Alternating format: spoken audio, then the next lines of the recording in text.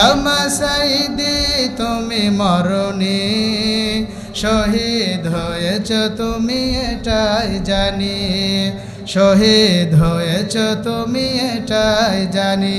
ঠিক না বে ঠিক? আর আমার চোখ দিয়ে পানি এসেছে যেদিন উনি মারা গিয়েছে ফজরের সময়, আমি মোনাজাত করতে পারি নাই, আমার চোখ দিয়ে ভাড়ের মতন পানি পড়েছে। আমি গিয়েছিলাম পিরোজপুরের জমিনে তার জানাজায় অংশগ্রহণ করার জন্য।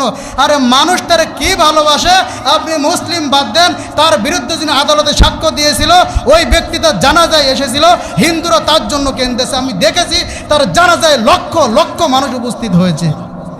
এই মানুষটা যদি শহীদ না হতো, এই মানুষটা আল্লাহর প্রিয় মানুষ না হলে এই মানুষটা জানা যায় এত মানুষ হতে পারে না। জোরে বলেন ঠিক না বে ঠিক? আল্লামা সাইদি তুমি মরনি, শহীদ হয়েছ তুমি এটাই জানি, শহীদ হয়েছ তুমি এটাই জানি। কারাগারে কাটালে 13টি বছর, বাতিল কেঁপেছে তোমায় দেখে থরথর। তুমি যে ছিলে মোদের নয়ন মনি, শহীদ হয়েছ তুমি এটাই জানি, শহীদ হয়েছ তুমি এটাই জানি। দেহ মাঝে যতদিন ছিল তব প্রাণ, বলেছিলে তুমি সেই প্রভুরই কালাম। জোরে বলেন ঠিক না ভাই ঠিক? আজীবন মৃত্যুর আগ পর্যন্ত জেলখানায় বসে তিনি লিখার মাধ্যমে দিন প্রচার করে গিয়েছে।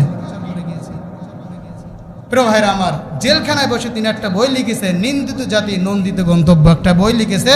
এটাই প্রমাণ করে তিনি আজীবন ইসলামের জন্য কাজ করেছে। দেহ মাঝে যতদিন ছিল তব প্রাণ, বলেছিলে তুমি সেই প্রভুরই কালাম।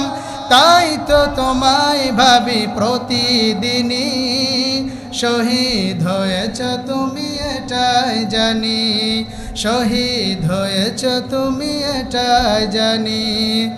দেখা তো হবে না আর এই জীবনে, দেখা হবে জান্নাত ফুল বাগানে। দেখা তো হবে না আর এই জীবনে, দেখা হবে জান্নাত ফুল বাগানে। এই আশা কবুল করো আল্লাহ তুমি, শহীদ হয়েছ তুমি এটাই জানি, শহীদ হয়েছ তুমি এটাই জানি। পড়েন আল্লাহুম্মা আমিন।